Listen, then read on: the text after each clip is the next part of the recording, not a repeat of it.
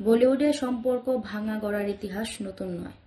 তবে অমিতাভ বচ্চন ও কারিশমা কাপুরের প্রেম বাগদান এবং আচমকা ভাঙন এখনও আলোচনায় থাকে।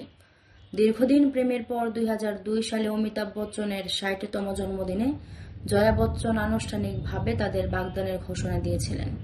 তখন বলিউডে উৎসবের আমেজ ছড়িয়ে পড়েছিল, কিন্তু সেই উৎসব অচিরেই মিলিয়ে যায়। 2003 সালে আচমকাই ভেঙে যায় এই বিয়ে। সম্প্রতি কারিশমা একটি পুরনো সাক্ষাৎকারে ফের সামনে আসেন। সেখানে তিনি সেই সময়টাকে জীবনের সবচেয়ে কঠিন সময় বলে উল্লেখ করেছেন।